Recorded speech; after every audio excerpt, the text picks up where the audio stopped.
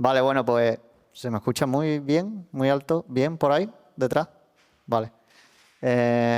Bueno, gracias por estar aquí, sobre todo a esta hora. Mi nombre es David Suárez, mi compañero Guillermo Rey. Venimos de la empresa Georg Fischer. Por daros un poco de contexto, la empresa Georg Fischer es una empresa bastante grande, tiene casi 30.000 empleados. Como podéis imaginar, tienen productos relacionados con motores, Fórmula 1 y nosotros estamos más en la parte concretamente de agua, ¿vale? Georg Fischer Building Flow Solutions. Dentro de ese departamento nosotros estamos en la parte de cloud. Yo soy team leader del equipo de IA. Mi compañero es experto en arquitectura. Y bueno, venimos a contaros un poco uno de los proyectos en los que hemos trabajado llevamos ya como año y medio, casi 2 años, trabajando en ello. Por poneros un poco, como he comentado, en contexto, nosotros, digamos, nos encargamos de la parte de control climático. Entonces, lo que buscamos casi en todos los proyectos es eficiencia energética, confort térmico y sostenibilidad, ¿vale?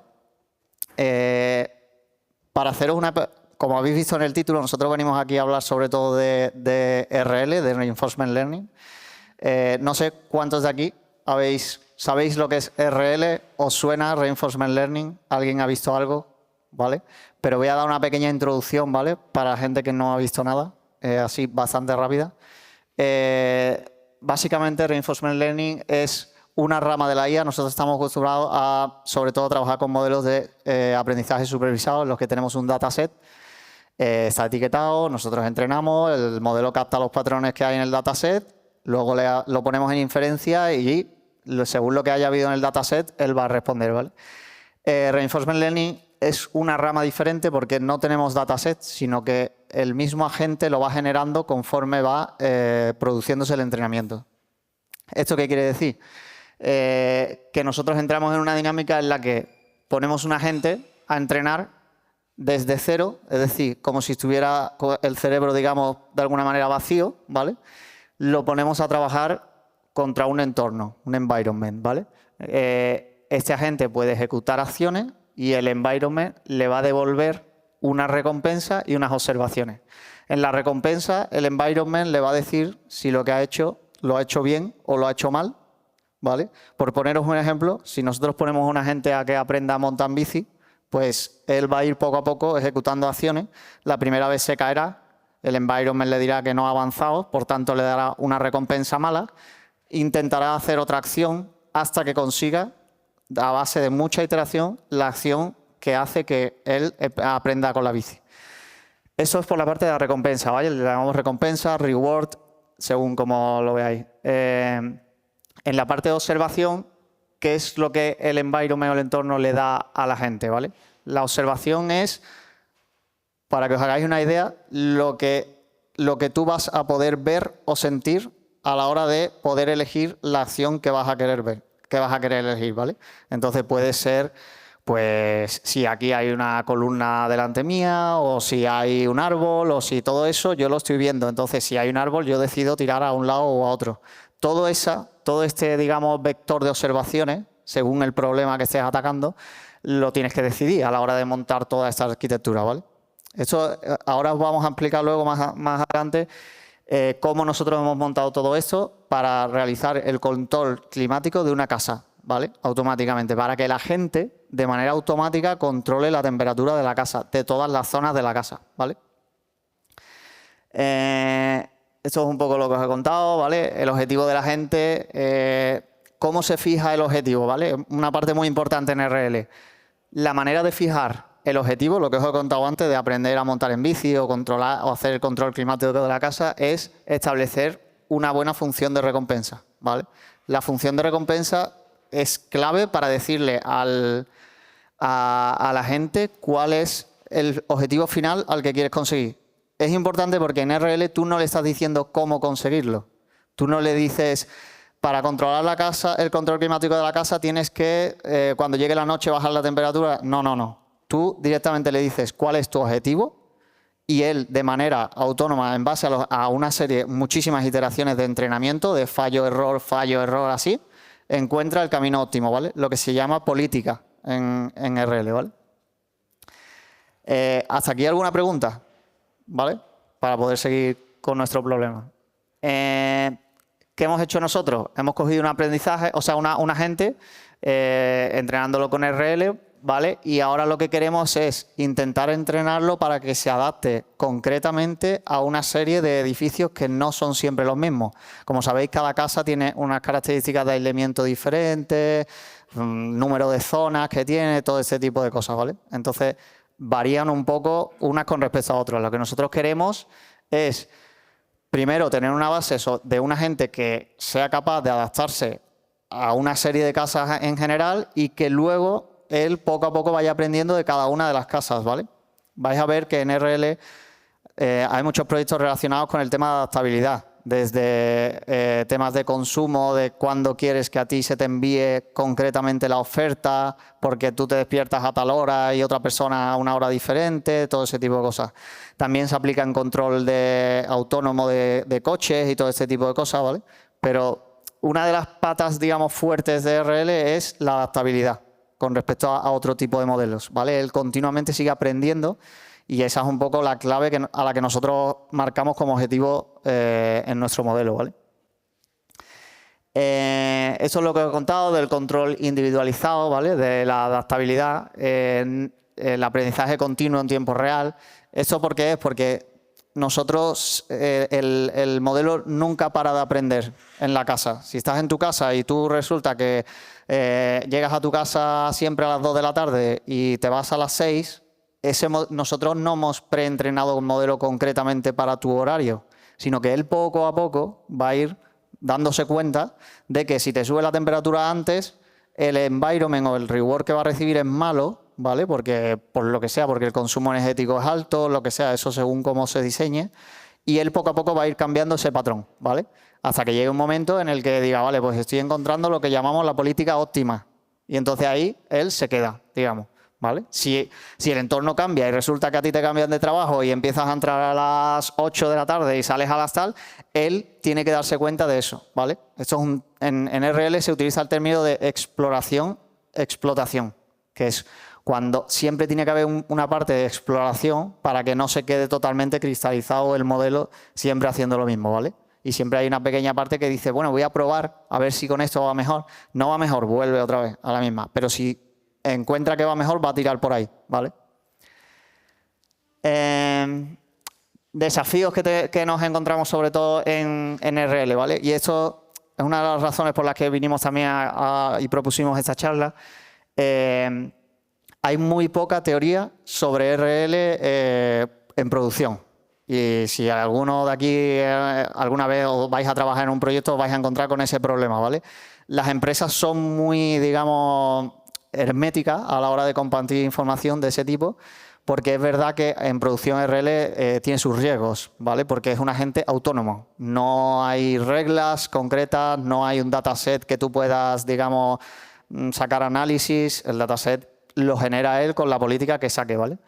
Entonces, el proceso de entrenamiento es verdad que son largos, esto mucho depende del simulador y del problema, pero nosotros a veces, uno de nuestros compañeros ha estado durante días entrenando, ¿vale?, algunos modelos para luego sacar los resultados. O sea, depende del proceso, puede ser bastante largo y puede ser bastante costoso, ¿vale?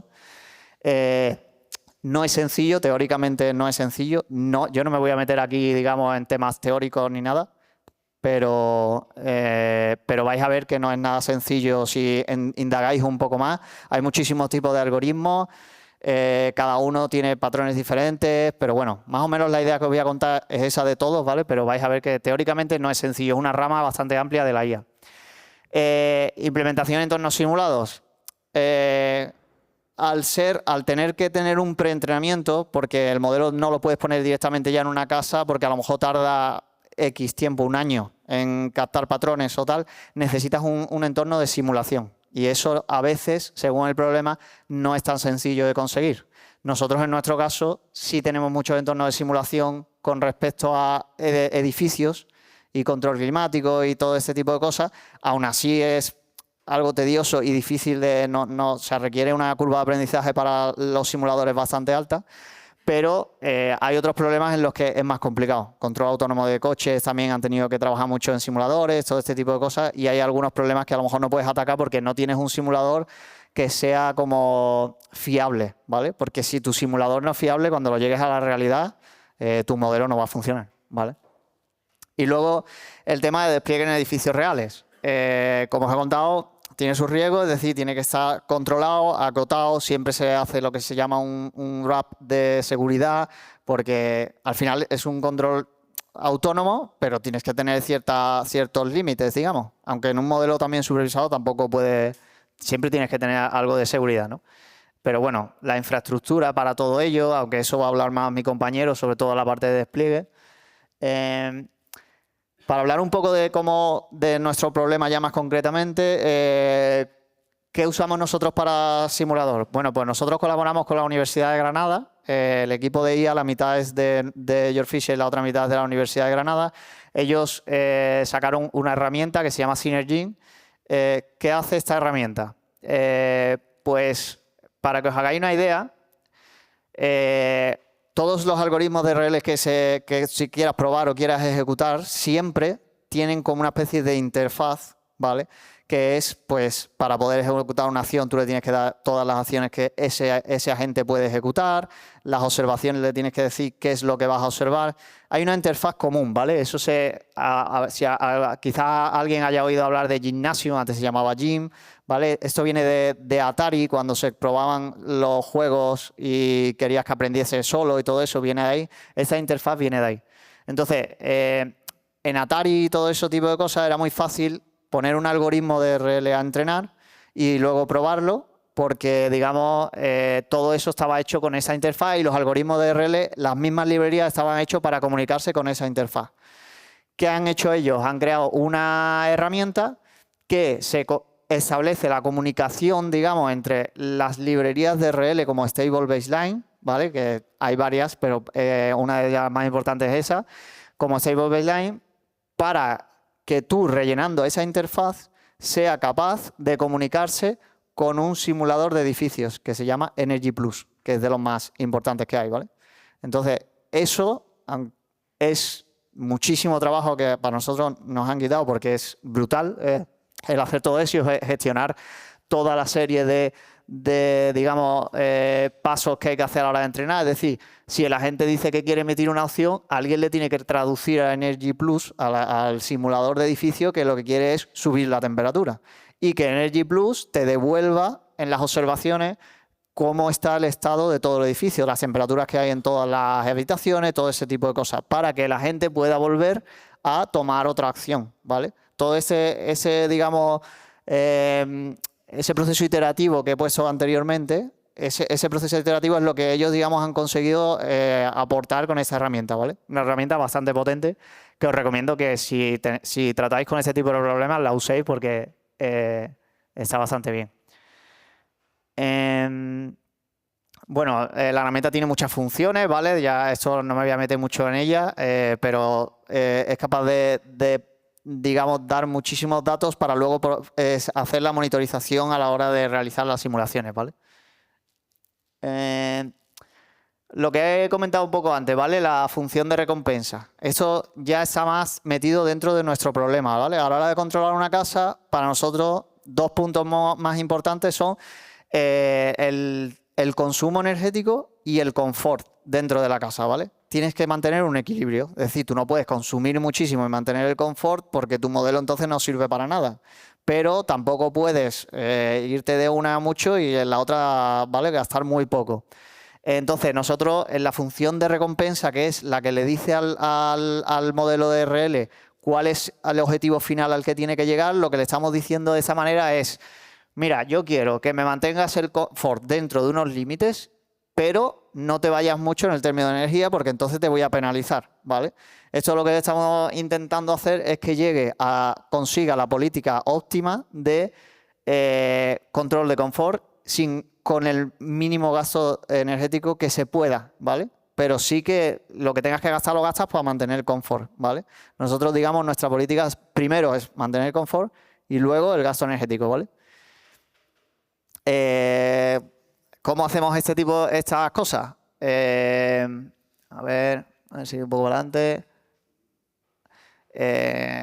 Vale, ¿cómo hacemos este tipo de cosas? Pues para ello nosotros, para medir el confort, pues tenemos unos rangos de violación de temperatura en la que cada habitación tiene que estar dentro de esos rangos, ¿vale? Todo este tipo de cosas para nosotros, digamos, son importantes. Y luego el consumo energético es, pues nosotros tenemos un Energy Plus, de hecho, el simulador te va dando el consumo energético total de la casa, por zona, todo. O sea, eso lo puedes medir prácticamente todo, ¿vale? Y luego, ahora os voy a enseñar algunos resultados experimentales los que hemos sacado nosotros de nuestros modelos, ¿vale? Para poneros un poco en contexto de cómo es nuestra casa, nosotros estamos haciendo la simulación sobre una casa que tiene 5 zonas, salón, cocina y 3 dormitorios, ¿vale? Nosotros trabajamos dentro de nuestro departamento sobre todo con suelo radiante, ¿vale? Entonces, nuestro edificio lo que tiene es suelo radiante para cada una de las zonas. Ahora os explico un poco mejor en qué consiste esto, ¿vale?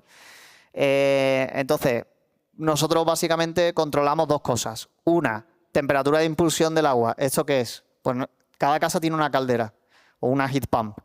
La heat pump tú le puedes decir, oye, impulsa el agua a 50 grados, ¿vale? Y esa temperatura es la que va a pasar por las tuberías debajo de tu suelo, ¿vale? A 50 grados.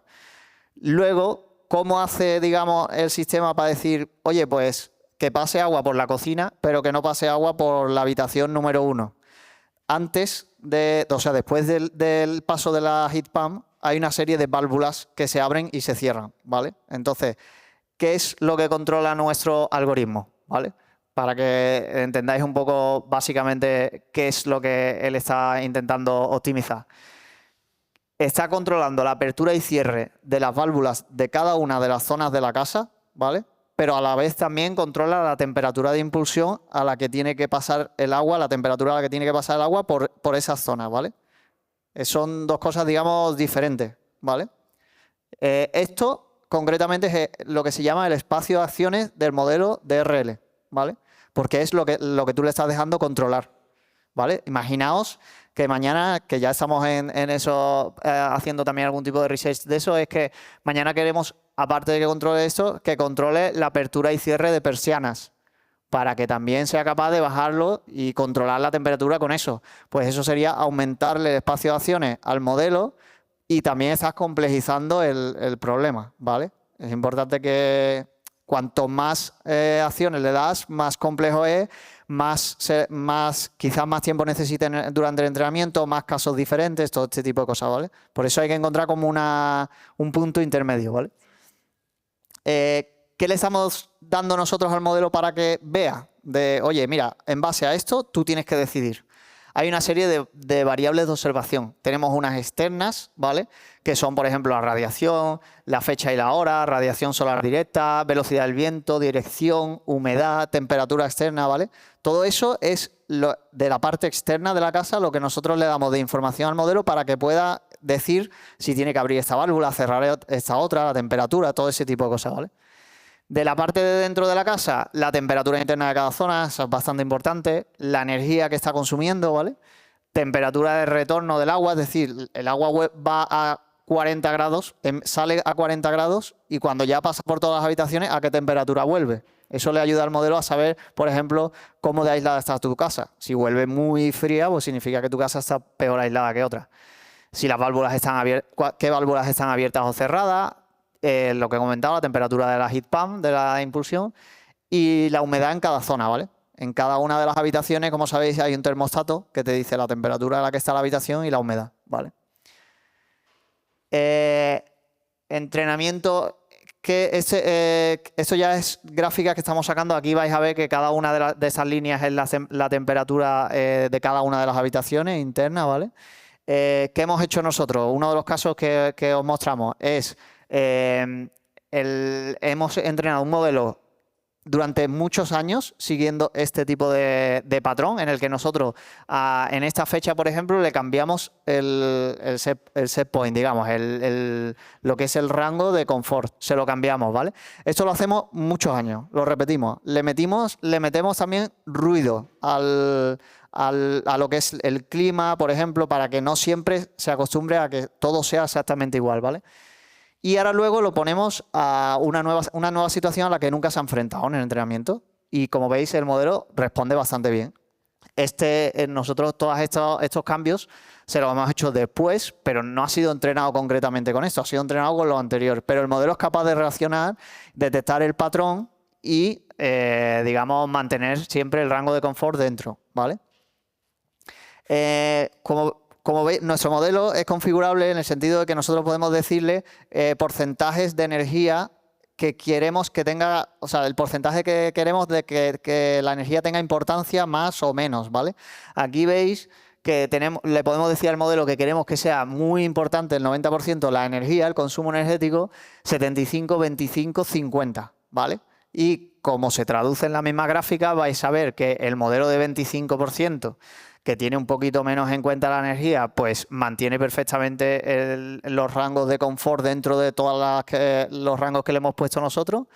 Pero si nos vamos al 90, ¿veis? Intenta siempre como tirar hacia abajo la temperatura de algunas. ¿Por qué? Porque estás un poco penalizando el consumo energético más. Entonces, ¿qué pasa? Que al final sufre el confort en las habitaciones, ¿vale? Esto viene a ser traducido como un modo eco en las casas, ¿vale? Hemos conseguido una media de un 20% en nuestros resultados, ¿vale? De ahorro energético con respecto digamos, un sistema tradicional, lo cual es bastante buena marca. El modelo tiene mucha producción, o sea, mucha proyección. Y lo hemos probado también, ya por último, para terminar, dejo paso a mi compañero, hemos probado también en data centers, que hemos visto en alguna charla bio de gente que ha hablado de data centers, refrigeración en data centers.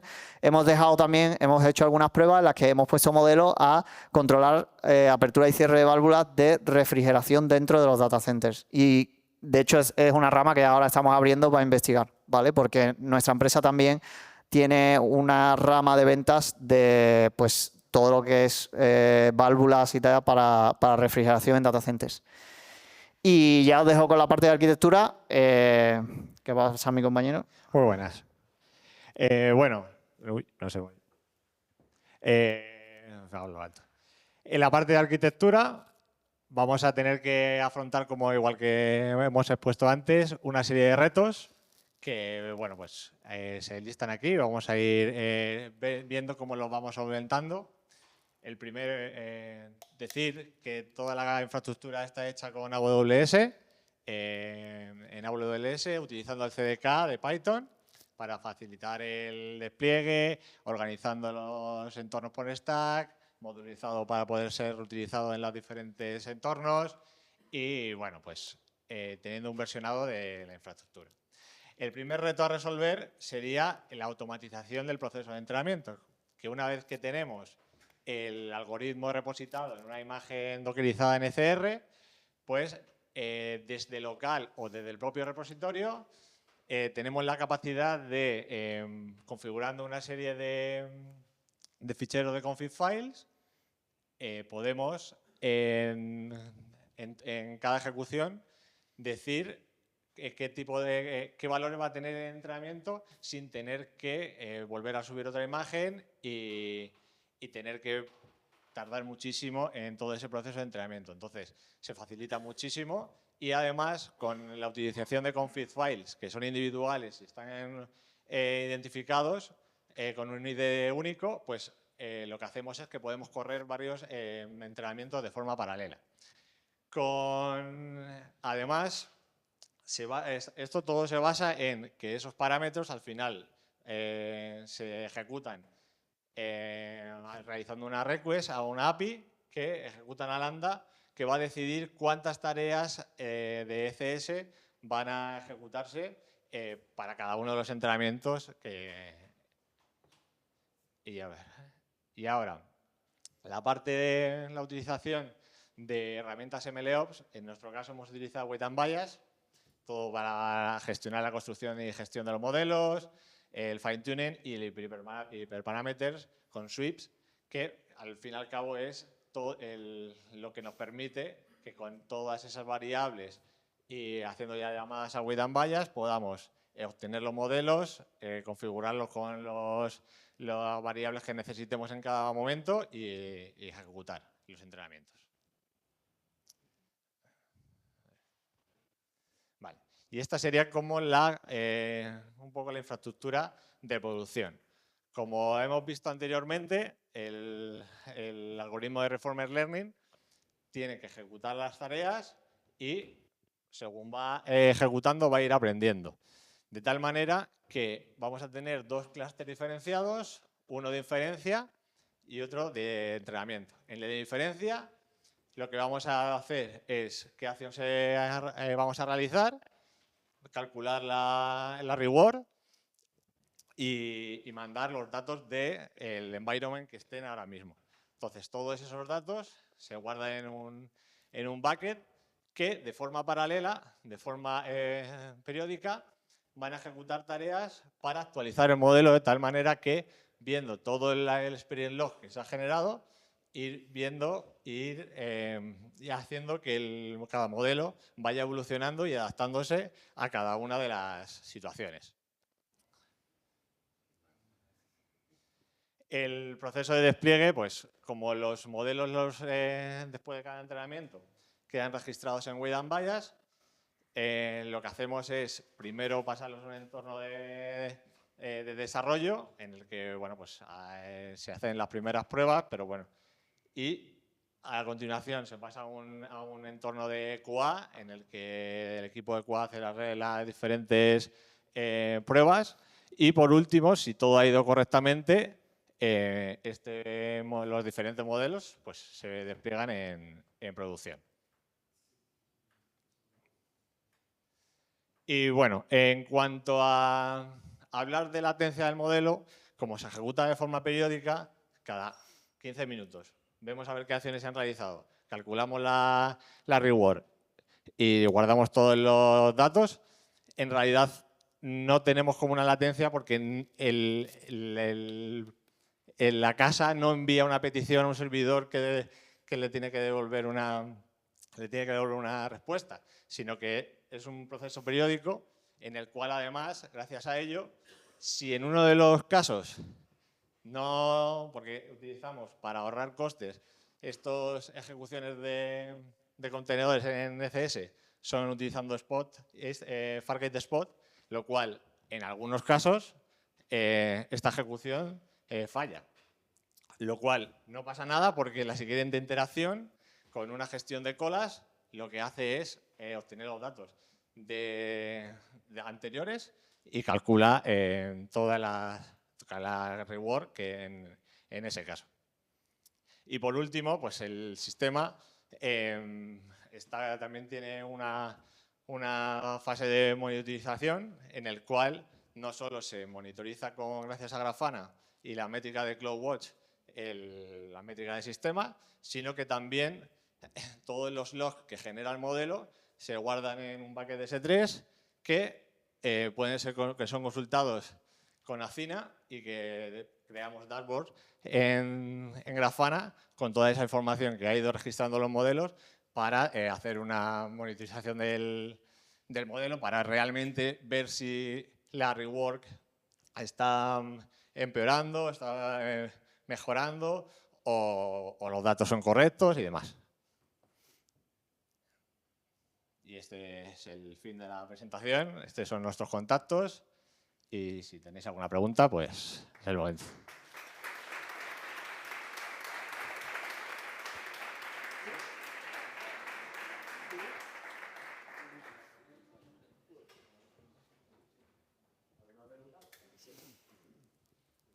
Hola, buenas. Muchas gracias, primero de todo. Me gustaría saber lo que decís que ha supuesto un 20% de incremento de ahorro energético. ¿Lo habéis hecho en base a simulaciones por ordenador o lo habéis instalado en algún edificio? Esa cifra está sacada en base a simulaciones por ordenador. El modelo ahora mismo está funcionando en un edificio, lo que pasa es que hasta que no llegue lo que llamamos la heating season, no vamos a tener realmente la certeza de el nuevo porcentaje en base a un edificio concreto. O sea, en este proceso ahora ya se está en un edificio y ahora vamos a intentar ponerlo en otro también, que vamos a sacar un archivo de simulación de ese mismo edificio concreto, pero esa cifra es en base a simulaciones. ¿Puedo hacer otra pregunta? Sí, claro. A la hora de instalarlo en una casa, claro, entiendo que sí que puede haber muchos factores y que se va a usar mucho este recurso para predecir diferente cada miembro de familia, el uso de situaciones y tal, pero en un data center donde abren esta hora, cierra esta hora, ¿qué mejoras supone respecto a un schedule, un temporizador o algo así? Pues a ver, en un data center tiene mucha proyección. Por ejemplo, tu ARL le puedes dar la posibilidad de observar la carga de procesamiento que va a cada uno de los racks, por ejemplo.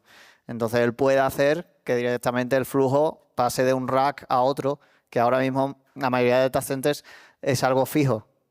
Todos pasan por tal, se enfría, vuelve, todo ese tipo de cosas. Entonces tú le permites incluso controlar todo ese tipo de cosas.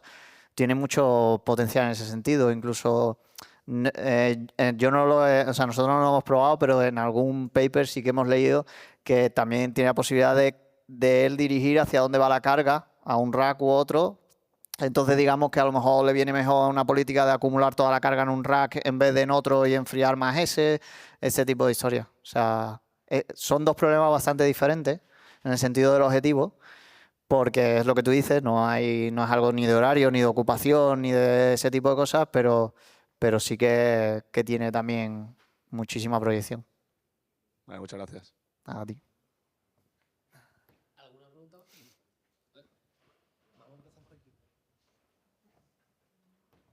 Gracias. ¿Se escucha? Sí. Primero, darle enhorabuena y las gracias por la exposición. Me gustaría preguntar, he visto que justamente para la parte relacionada con los modelos, como que salís fuera de los servicios de Amazon, ¿no? Habéis usado... Sí. Sí, exacto, a eso me refiero. ¿Por qué habéis tomado esta decisión de saliros fuera de la arquitectura, bueno, fuera de los servicios de Amazon y no tener todo lo que viene a ser la arquitectura montada dentro de Amazon? O sea, tipo... O sea, hay una razón, digamos, o sea, o sea, voy a contestar la parte que no es de arquitectura, ¿vale?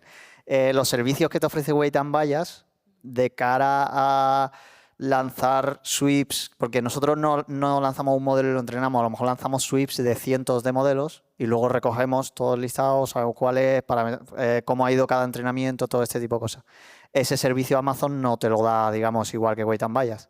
Entonces, para mí, en mi opinión, Weight and Bias de las mejores plataformas para tener un seguimiento desde qué dataset, en caso de que sea supervisado, se ha lanzado, con qué parámetros de configuración, si luego lo quieres llevar a producción, tienes manera de directamente con un clic ejecutar un pipeline y todo este tipo de cosas, ¿vale? Que luego ese pipeline sí que puede hacer que se levante una máquina en Amazon o lo que sea, ¿vale? Eso ya como lo configure.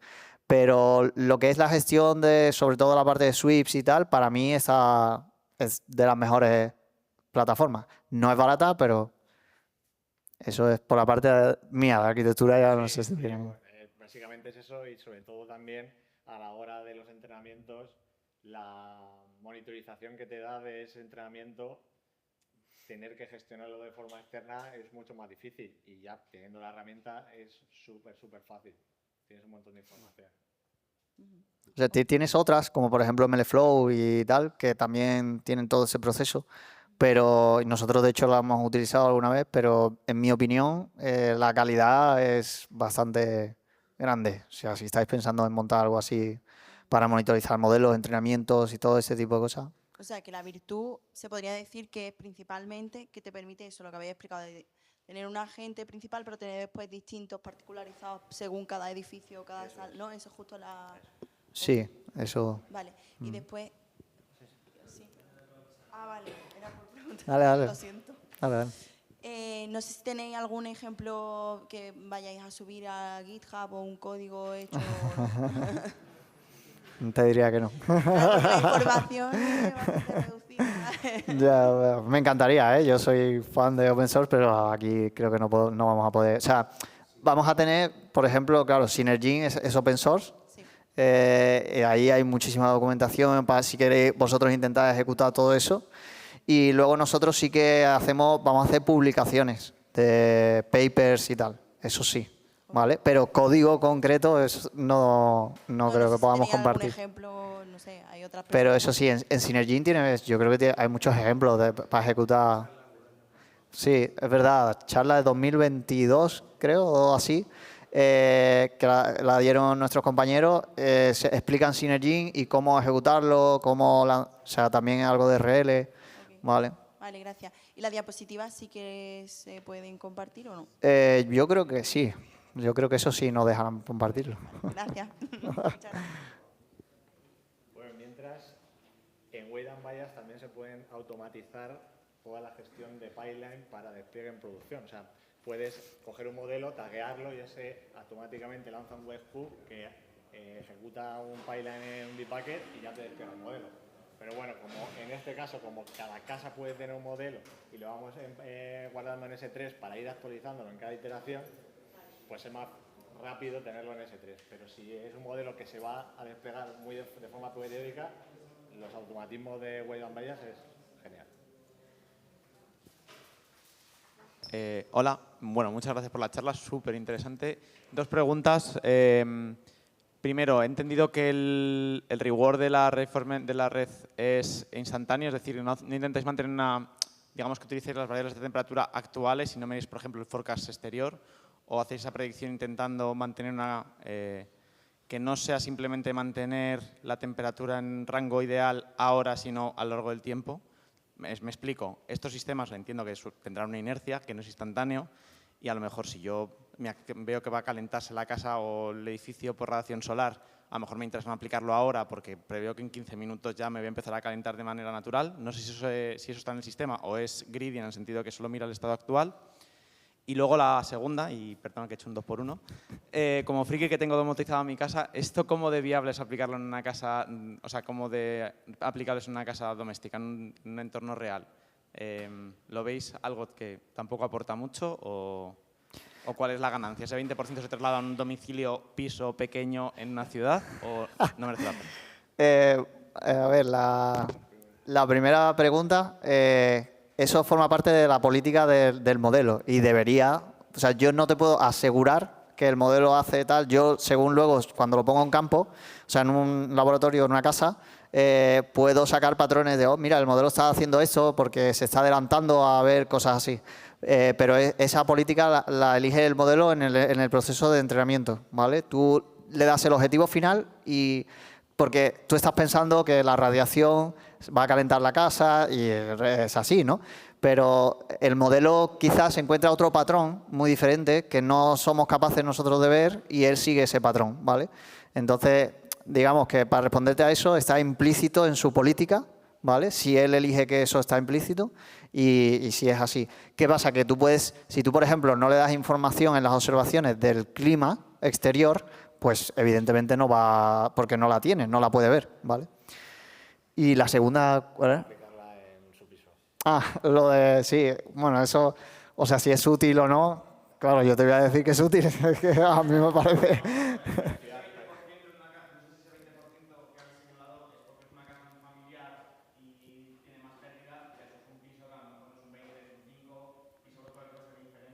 Ah, pues la verdad, o sea, en números no te lo puedo asegurar porque no he hecho la simulación concretamente con eso, pero yo entiendo que el ahorro puede ser bastante, ¿sabes? Sobre todo que, o sea, esta es como la primera versión, que es ahorro energético y tal, pero al final este modelo lo que te va a permitir es no solo controlar el ahorro energético, sino lo que he comentado, las persianas, ventanas, todo este tipo de cosas, y eso da igual que sea un piso, que sea una casa o que sea, ¿vale? Se va a adaptar también concretamente a tus horarios, que no es, ¿sabes? Eso. Bueno, gracias. Ahora va.